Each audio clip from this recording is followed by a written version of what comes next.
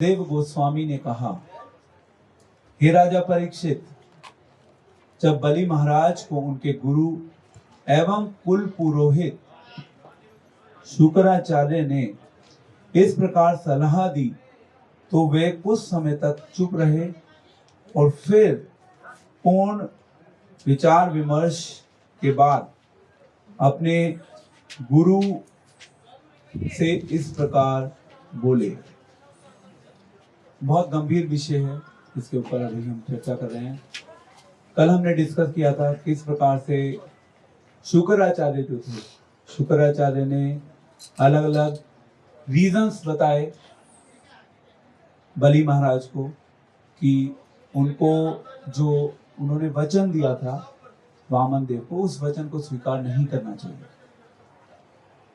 और शुक्राचार्य ने जो रीजंस दिए, उन रीजंस को सुनने के बाद बलि महाराज कुछ समय के लिए चुप रहे, वो मौन रहे, क्योंकि बहुत असमंजस वाली स्थिति उनके सामने खड़ी हो चुकी थी। श्रील विश्वनाथ चक्रवर्ती ठाकुर इसके ऊपर कमेंट्री करते हैं और वो कहते हैं कि जो बलि महाराज को एक संवेदनशील विषय के ऊपर डिसाइड करना था, क्योंकि उनके सामने एक तरफ प्रैक्टिकली गुरु और दूसरी तरफ ब्राह्मण के रूप में स्वयं भगवान, और क्योंकि वो अपने जीवन में हमेशा धर्म का आचरण करने वाले थे, धर्म परायण थे, तो ऐसे व्यक्तियों से ये अपेक्षा की जाती है कि वो धीर बनकर अपने गुरु के वचनों का भी पालन करें। ये उनका कर्तव्य था। परंतु ऐसी स्थिति में उनके लिए ये डिसाइड करना थोड़ा सा मुश्किल था कि वो एग्जैक्टली क्या करें। हमारे शास्त्रों में आता है, गुरु ना सियात, माता ना सियात, पिता ना सियात। वो गुरु कहलाने के लायक नहीं है, जो हमें इसी जीवन में प्रैक्टिकली भगवत धाम लेके जाने के लिए हमें तैयार कर सके। वो माता एंड पिता कहलाने के लायक नहीं है, जो हमें भगवत धाम लेके जाने के लिए, भगवत धाम जाने के लिए हमें तैयार नहीं करते। तो अब शुक्राचार्य ने बलि महाराज को सलाह दी थी कि वे वामन देव को दिए गए वचन से मुकर जाएं। अतएव ऐसी परिस्थिति में बलि महाराज ने सोचा कि यदि वे अपने गुरु के आदेश की अवज्ञा कर दें तो उसमें कोई दोष नहीं होगा। एक महत्वपूर्ण शिक्षा हम सभी के लिए है कि हम सब जब अपने जीवन में गुरु को स्वीकार करते हैं, वो जो गुरु है, वो गुरु हमारा एक माध्यम है जिसके थ्रू हम सब कहाँ पहुंचते हैं, भगवान कृष्ण तक पहुंचते हैं। ये गुरु का कर्तव्य है। गुरु एक मीडियम का रोल प्ले करता है, और यदि हम अगर हमारे जीवन में कभी ऐसी स्थिति आ जाए कि गुरु हमें कुछ ऐसा बोले जो हमारे पास, यदि भगवान को कुछ समर्पित करने का अवसर है और दूसरी तरफ गुरु कह रहा है कि नहीं ये मत करो, तो उस केस में हमें गुरु को रिजेक्ट कर देना चाहिए। क्योंकि स्वयं भगवान, ये बहुत बड़ी बात है कि स्वयं भगवान अपने भक्त बलि महाराज के ऊपर कृपा करने के लिए स्वयं भगवान आ गए। वो भगवान मांग रहे हैं, भगवान मांगने के लिए आ गए। दूसरे शब्दों में भगवान भिक्षा लेने के लिए आ गए। भगवान कृपा करना चाहते थे, उस कृपा को करने के लिए भगवान ने भिक्षा मांगना स्वीकार किया। यदि हमारे सामने गुरु खड़े हैं एवं कृष्ण खड़े हैं, यदि वो गुरु हमें कृष्ण तक पहुंचने में हेल्प कर रहे हैं तो ठीक है। यदि वो गुरु हमें कृष्ण तक पहुंचने में हेल्प नहीं कर रहे तो हमें उनको रिजेक्ट कर देना चाहिए।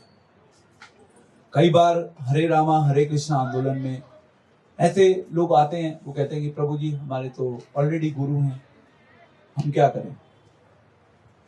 तो चैतन्य महाप्रभु तो बहुत सरल शब्दों में कहते हैं, जय कृष्ण तत्ववेता से ही गुरु होए। जो कृष्ण को तत्व से जानता है, जो कृष्ण को पूर्ण रूप से समर्पित है, जो केवल कृष्ण की बात करता है, जो कृष्ण का गुणगान करता है, जो कृष्ण का डंका इस संसार में बजाता है, से ही गुरु होए। तो गुरु कभी भी वो वाक्य नहीं बोलेगा या अपने शिष्य को वो कार्य करने के लिए प्रेरित नहीं करेगा जिससे वो भगवान से दूर जा सके। ये गुरु का सबसे पहला कर्तव्य है। तो अब यहाँ पे बलि महाराज कह रहे हैं कि ये जितनी भी बातें आप कर रहे हैं, अब उन्होंने अपने तर्क देना शुरू किया। गुरु के सामने तर्क देना it's not a small thing, ये बहुत बड़ी चीज है। तो वो कह रहे हैं कि सबसे पहले कि आप ही ने मुझे बताया है कि गृहस्थ जो जीवन है हमारा, उस गृहस्थ जीवन का असली धर्म क्या है। गृहस्थ जीवन का असली धर्म है कि धार्मिक सिद्धांतों का पालन करते हुए जो भी आर्थिक विकास, इंद्रिय तृप्ति, यश तथा जीविका के साधन में बाधक नहीं होता, तो जो धर्म हम अपने जीवन में पालन करते हैं, जिस धर्म का हम पालन करते हैं, यदि वो धर्म हमारे जो रूटीन क्रियाकलाप हैं, उन क्रियाकलापों में किसी भी रूप से बाधक नहीं है, तो हमें उस धर्म को स्वीकार करना चाहिए। और इससे पहले जो शुक्राचार्य हैं, शुक्राचार्य ने कहा था कि जो इस संसार में लोग हैं, दो प्रकार के लोग होते हैं। एक वो लोग होते हैं जिनके पास जीवन में सामर्थ्य होता है, शक्ति होती है, धन की, यश की, बल की, सौंदर्य की। इन शक्तियों के अनुरूप वो इस संसार में लोगों के कल्याण के लिए कुछ कार्य करते हैं। फॉर एग्जाम्पल, जिनके पास धन होता है वो दूसरों को दान देते हैं। अब जो बेचारे गरीब हैं वो दूसरों को दान कैसे दे सकते हैं। तो ये शुक्राचार्य कह रहे हैं कि भाई आपके पास है, पर आप उतना दीजिए जितना आप दे सकते हैं। उससे ज्यादा अगर आप देने के बारे में सोचेंगे तो आप फंस जाएंगे।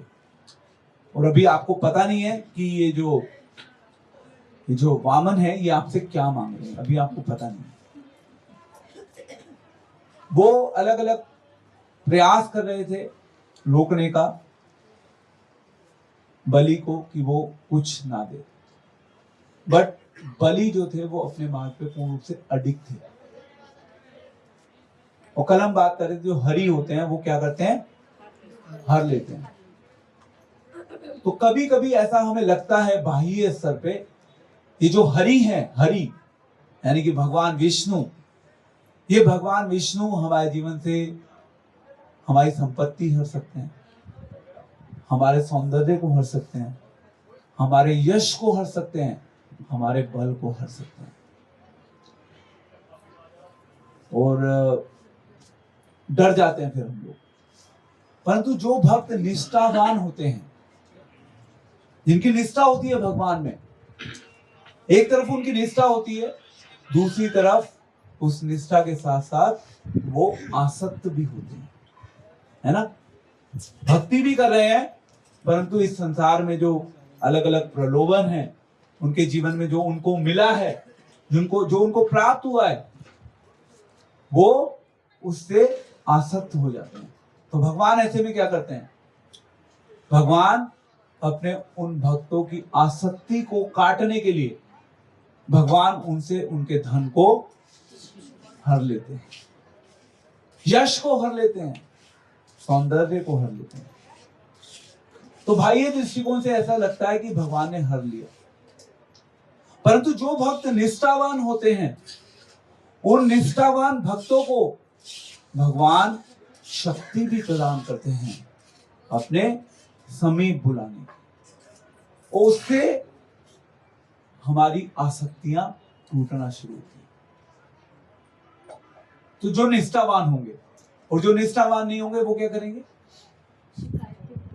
जो निष्ठावान नहीं होंगे वो कहेंगे हरि के पास मत जाओ, हरि तो हर लेंगे, हरि से दूर रहो, बाकी और जगह चलते हैं। वो हरेंगे नहीं, वो बहुत जल्दी दे देंगे, बहुत जल्दी सैंक्शन कर देंगे। शिव जी तो आशुतोष हैं, बहुत जल्दी प्रसन्न हो जाते हैं। हरि के पास मत जाओ।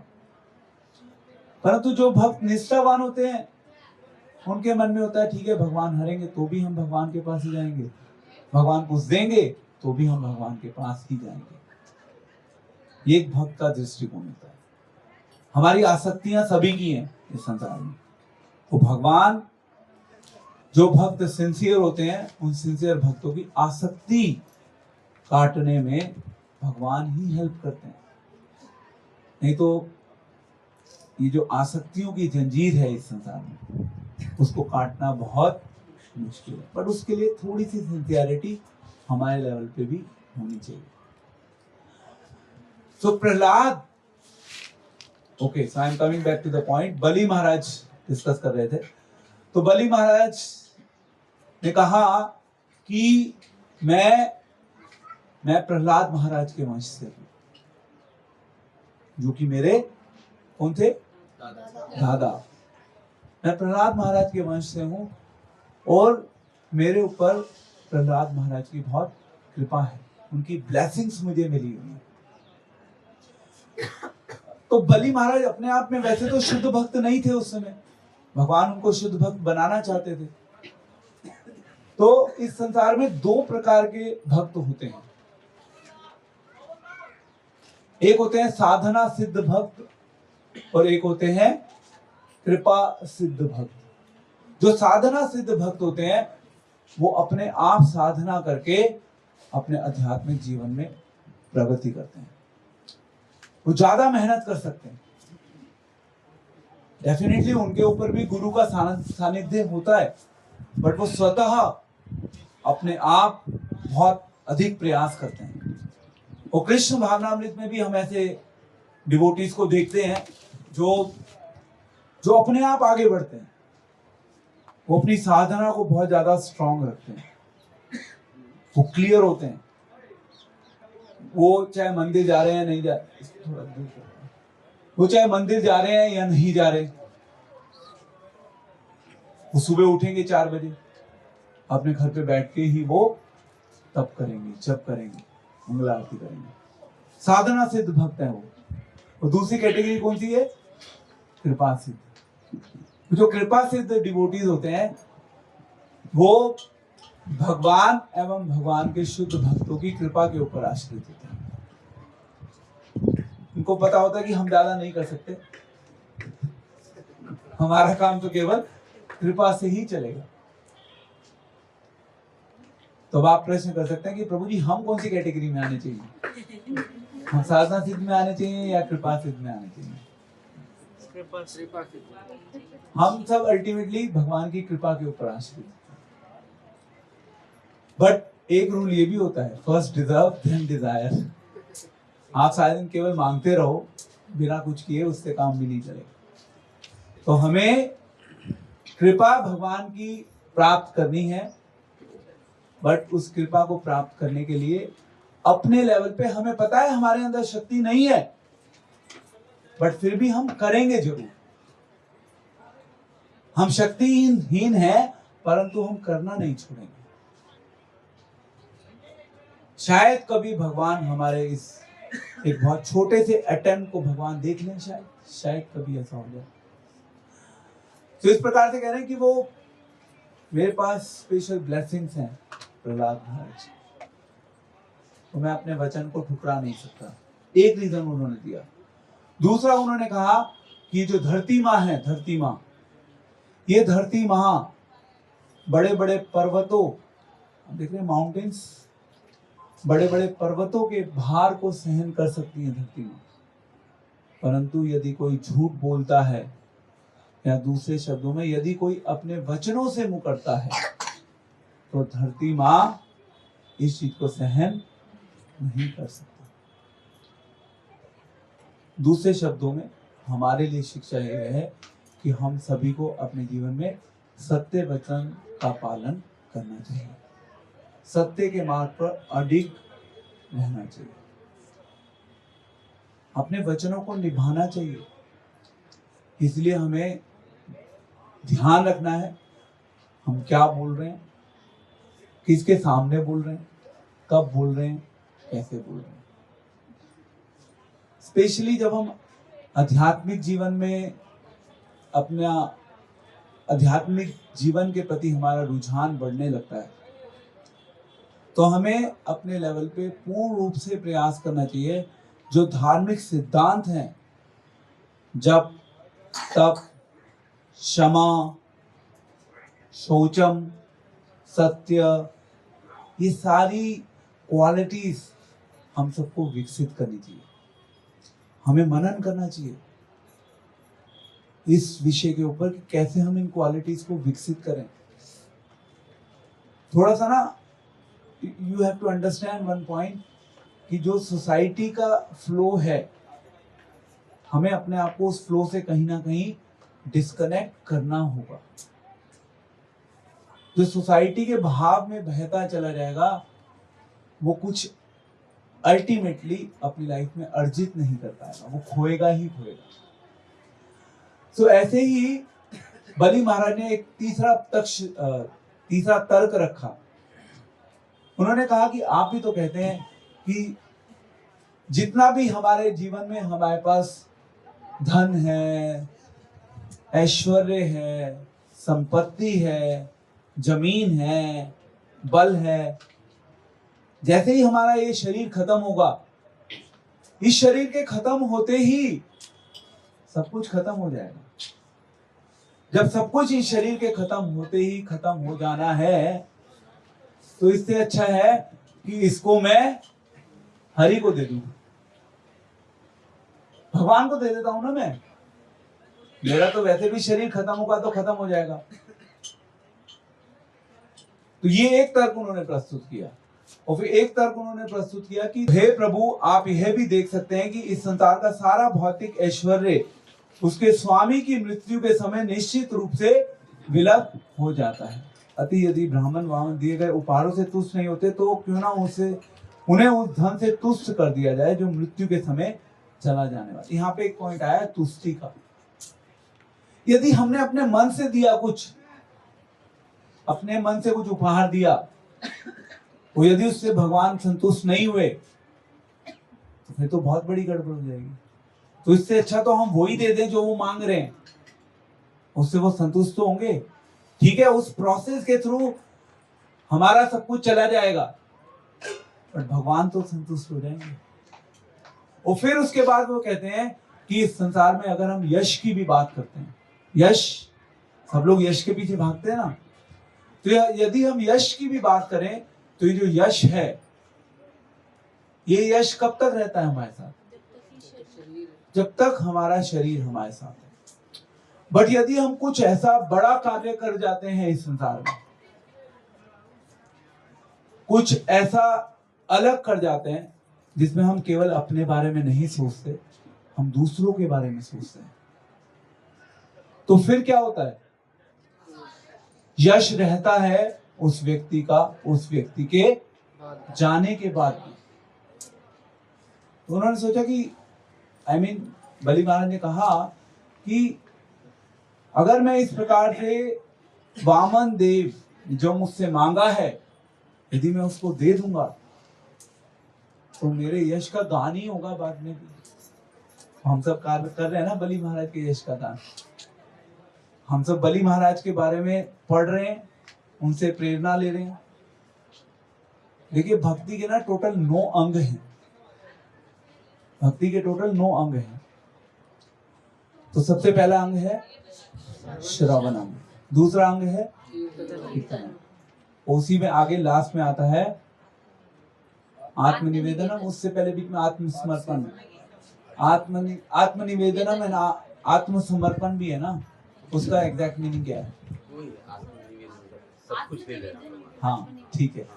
तो यस, सो बलि महाराज जो हैं, क्योंकि बलि महाराज एक महाजन है, और बलि महाराज को जब भी हम बात करते हैं आत्मनिवेदन की, आत्मसमर्पण की, तो हमेशा बलि महाराज का उदाहरण लिया जाता है, क्योंकि उन्होंने भगवान को तुष्ट करने के लिए, भगवान की प्रसन्नता के लिए, सब कुछ देने के लिए बलि महाराज ही इज रेडी। और एक दृष्टिकोण ये भी होता है, जैसे कई बार हम सोचें कि ओके हम देने के लिए तैयार हैं भगवान को कुछ। पता है, वैसे तो ये भाव रखना कि हम भगवान को देने के लिए कुछ तैयार हैं, इस भाव में भी पूर्णता नहीं है। तो पूर्णता किस भाव में है? सब कुछ भगवान का ही है। ये शरीर भगवान का है, ये समय भगवान का है, जो थोड़ी बहुत बुद्धि हमें भगवान ने दी है, ये भगवान ने ही तो दी है। तो अल्टीमेटली सब कुछ हमारे जीवन में जो चल रहा है वो हमें भगवान से ही मिला है। तो ऐसे हम कुछ भगवान को दे नहीं दे, हमें इस चीज का गर्व जरूर होता है कि हमने कुछ भगवान को दिया, बट हम कुछ नहीं दे रहे भगवान को। इसका उदाहरण लिया जाता है, जैसे अभी आप गंगा नदी के तट पर बैठे हुए हैं, तो जो हम तर्पण करते हैं, हम तर्पण करते समय गंगा जल लेते हैं। हम गंगा जल को लेकर, थोड़ा सा गंगा जल हमने लिया, गंगा माँ से लिया गंगा जल, और उस गंगा जल को वापस गंगा माँ को ही अर्पित कर दिया।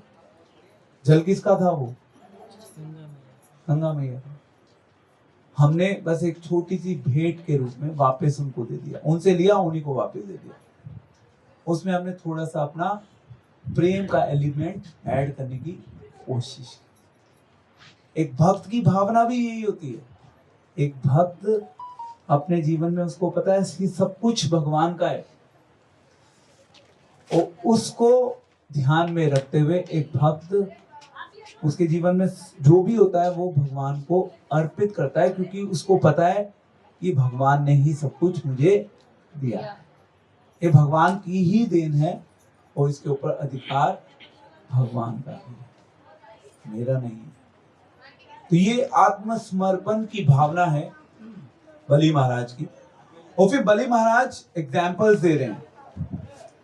बलि महाराज ने महाराज शिबी तथा महाराज दधीची के जीवंत उदाहरण प्रस्तुत किए, जिन्होंने जनता की भलाई के लिए अपने प्राण दे दिए। श्रीमद् भागवतम में आता है ये दो स्पेशल कैरेक्टर्स, महाराज शिबी एवं महाराज दधीची। उन्होंने अपने जीवन के पूरा जीवन प्राण, मतलब एक्चुअली में उन्होंने अपने शरीर को दे दिया था दूसरों के कल्याण के लिए। ये बहुत बड़ी बात है। तो कह रहे कि उन्होंने तो सब कुछ दे दिया, तो फिर मुझे क्यों घबराना चाहिए? किस चीज से घबराना चाहिए मुझे?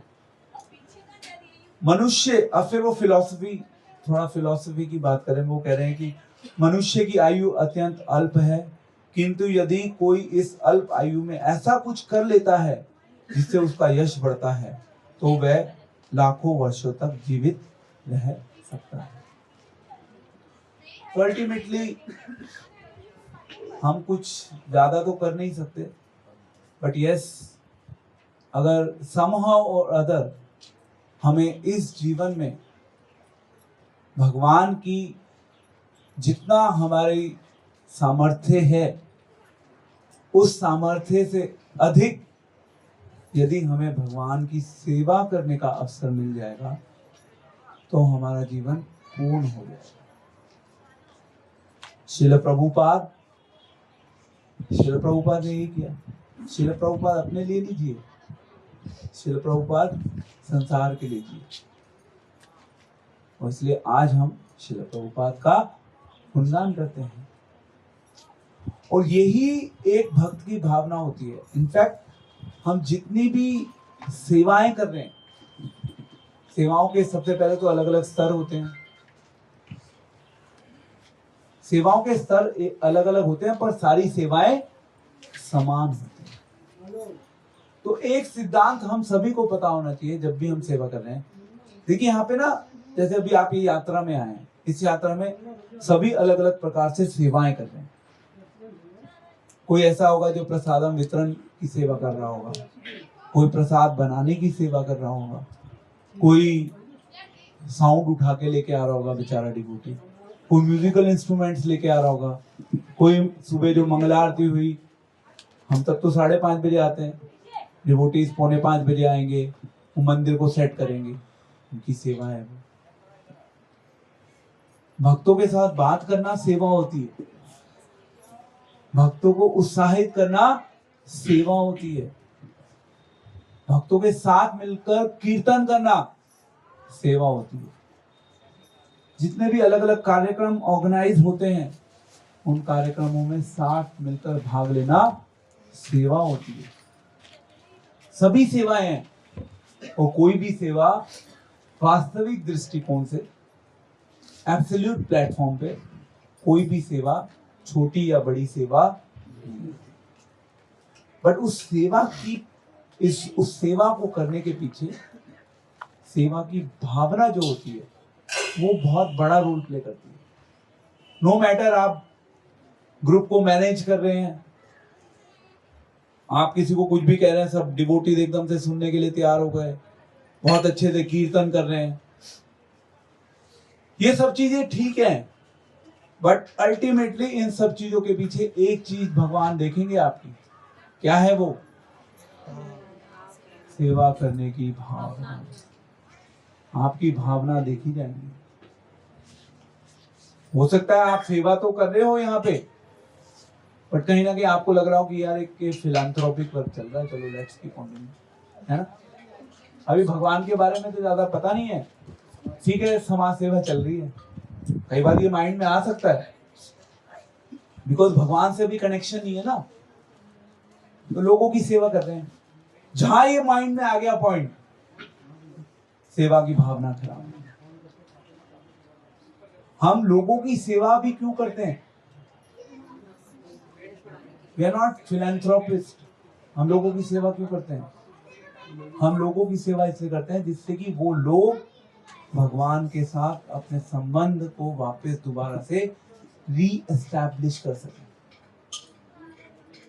हम फिलैंथ्रोपिस्ट नहीं, भावना क्लियर होनी चाहिए, भक्तों के साथ मिलकर सेवा करनी है और अल्टीमेटली भगवान के यश का गुणगान करना है, भगवान की कीर्ति को इस संसार में करना है, ये हमारा उद्देश्य है। अदरवाइज बहुत सी फिलैंथ्रोपिक ऑर्गेनाइजेशन है, बहुत है, जहाँ पे फ्री में रहने को भी मिल जाएगा, फ्री में खाने को भी मिल जाएगा। It's a big thing. Srila Prabhupada, I always wonder and I always think about this point कि अगर श्रील प्रभुपाद अपने इस हरे रामा हरे कृष्णा आंदोलन में एक कॉन्सेप्ट ऑफ फिलैंथ्रोपी ऐड कर देते, तो it would have been the biggest organization of the world. ISKCON को कोई बीट नहीं कर पाता। Do you agree or not? Yes. But Prabhupada ने अपने सिद्धांतों से कभी समझौता नहीं किया। प्रभुपाद इस संसार के लोगों को क्लियर कट पिक्चर देना चाहते थे कि हम कोई सोशल चैरिटेबल फिलैंथ्रोपिक ऑर्गेनाइजेशन नहीं, हम इस संसार में केवल कृष्ण का डंका बजाने के लिए, कृष्ण की सेवा सर्वोपरि है। हम इस संसार के लोगों को कृष्ण की सेवा में नियुक्त करना चाहते हैं। ये श्रील प्रभुपाद का दृष्टिकोण था, और श्रील प्रभुपाद ने अपने जो 7 प्रिंसिपल्स, श्रील प्रभुपाद ने ISKCON की फाउंडेशन एस्टैब्लिश करी थी, तो उस समय श्रील प्रभुपाद ने 7 ऑब्जेक्टिव दिए। उन 7 ऑब्जेक्टिव्स में कहीं भी नहीं है कि फूड फॉर लाइफ करो। You know this? Srila Prabhupada ने जो 7 ऑब्जेक्टिव्स लिखे हैं, उसमें कहीं भी नहीं है कि भूखे को खाना खिलाओ। अनफॉर्चुनेटली ISKCON में हो रहा है एट प्रेजेंट, भूखे को खाना खिलाया। So some deviations have come into the picture, unfortunate reality है। So this is not our programme. We are not philanthropists, we are not charitable social organization. हम केवल कृष्ण की बात करना चाहते हैं। कृष्ण से जुड़ी हुई कोई भी बात होगी हम उसको स्वीकार कर सकते हैं। यदि किसी भी बात में कृष्ण से कोई कनेक्शन नहीं है, हमें उसको इमीडिएटली रिजेक्ट कर देना चाहिए। नहीं तो दिखने में दूर से सब एक जैसा लगेगा। जब तक हमारे ज्ञान चक्षु नहीं खुलेंगे तब तक दिखने में सब कुछ एक जैसा लगेगा। आगे प्रभु जी आप भी खाना बांट रहे हो, प्रसाद, हम तो प्रसाद बांट रहे हैं ना, आप भी खाना बांट रहे हो, बाकी लोग भी खाना बांट, हम खाना नहीं बांटते, हम प्रसाद देते हैं। प्रसाद की आप सेवा करते हैं, प्रसाद सेवा, प्रसाद ग्रहण करते हैं। प्रसाद को खाते नहीं है, प्रसाद एक कृपा है जिसको हम ग्रहण करते हैं। तो इस प्रकार से अलग अलग लॉजिक्स, अलग अलग रीजंस प्रेजेंट किए गए बलि महाराज के द्वारा। मैं लास्ट पॉइंट पढ़ रहा हूं। यदि यह ब्राह्मण वास्तव में भगवान विष्णु है जिसकी पूजा वैदिक स्तुतियों द्वारा की जाती है, तो वह अपने सर्वव्यापक यश को कभी नहीं छोड़ेगा। वह या तो मेरे द्वारा मारा जाकर धराशायी हो जाएगा या युद्ध में मेरा वध कर देगा। तो यहाँ पे कॉम्प्रोमाइज वाली सिचुएशन नहीं है। सो ये पॉइंट बहुत महत्वपूर्ण है जो अब काइंड ऑफ कंक्लूजन के समय बलि महाराज लेके आ रहे हैं शुक्राचार्य को समझाने के लिए। वो कह रहे हैं कि आप जिस कॉम्प्रोमाइज के बारे में मुझे बताने की कोशिश कर रहे हैं, आप जो सुझाव मुझे दे रहे हैं, ये ऑप्शन एग्जिस्ट नहीं करती। क्योंकि यदि सामने वाला अगर भगवान है तो या तो वो मरेंगे या मारेंगे। No midway exist. दूसरे शब्दों में मेरे पास एस्केप करने की ऑप्शन बची नहीं है। First of all, I am not an escapist. मैं अपने वचन से पहले तो मैं नहीं जा सकता।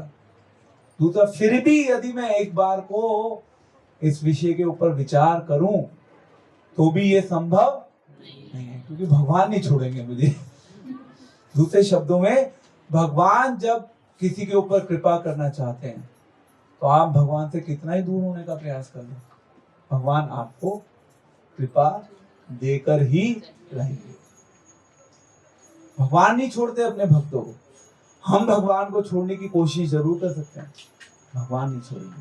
तो इसका तात्पर्य मैं पढ़ रहा हूं, फिर हम इसको यहीं पे समाप्त करेंगे। इसका तात्पर्य है, बलि महाराज के इस कथन की विष्णु मारा जाकर धैर्यशील हो जाएगा, सीधा अर्थ नहीं लेना चाहिए, क्योंकि विष्णु किसी के द्वारा मारे नहीं जा सकते। वे सबको मार सकते हैं किंतु स्वयं नहीं मारे जा सकते। अतएव चित्त जाने का वास्तविक अर्थ है कि भगवान विष्णु बलि महाराज के हृदय में निवास करेंगे। यहाँ पे जो वर्ड यूज हुआ है चित्त जाने, ओके। भगवान विष्णु भक्ति द्वारा भक्त से हारते हैं, अन्यथा कोई उन्हें हरा नहीं सकता। ये बहुत महत्वपूर्ण पॉइंट, क्योंकि भगवान है भक्त वत्सल। भगवान अपने भक्त से कभी वास्तविक स्तर पे नहीं हारते। ऐसा नहीं कि फाइट होगी भगवान एवं भगवान के भक्त के बीच में, भगवान उस फाइट में हार जाएंगे, ऐसा नहीं होगा। भगवान उस फाइट में हारते हैं। एक दृष्टिकोण ये है कि भगवान क्योंकि अपने भक्त के वश में आ जाते हैं, भगवान अपने भक्त के वश में आकर उन क्रियाओं को करते हैं जो भगवान के भक्त उनसे चाहते हैं। और भगवान के भक्त ऐसा नहीं कि भगवान को अपने वश में लेकर अपने मन से अपने लिए कुछ, अपने व्यक्तिगत लाभ के लिए कुछ करना शुरू कर देते हैं। वो हमेशा भगवान के लाभ का ही सोचते हैं, वो हमेशा भगवान के यश के बारे में ही विचार करते हैं। ऐसा नहीं कि आपको भक्ति की शक्ति आपके हृदय में जागृत हो गई तो आप उससे कुछ गलत करना शुरू कर दो। भक्ति के माध्यम में ऐसा, भक्ति के मार्ग में ऐसा नहीं हो सकता। हमारे वैदिक शास्त्रों में और अलग अलग डिविजन्स हैं। आप ऐसा करोगे तो उसके से आपके पास शक्ति आ जाएगी, उससे आपको कुछ व्यक्तिगत लाभ मिल जाएगा, आप किसी के लिए कुछ गलत करना चाहेंगे वो भी कर सकेंगे। भक्ति के साम्राज्य में ऐसा नहीं होगा, क्योंकि भक्ति के साम्राज्य में आप भगवान के साथ डील कर रहे हैं और भगवान इस संसार का सबसे बड़ा सब्जेक्ट मैटर है। आप देखिए ऋषिकेश में हजारों लाखों लोग आ रहे हैं प्रतिदिन। सेंट्रल पॉइंट डायरेक्टली और इनडायरेक्टली तो एक ही है, ऋषिकेश सेवनम भक्तिर उच्यते। सेंट्रल पॉइंट एक ही है। द ओनली डिफरेंस इज कि कुछ को इसके बारे में पता है और बहुत से लोगों को इसके बारे में नहीं पता। सेंट्रल पॉइंट एक ही है।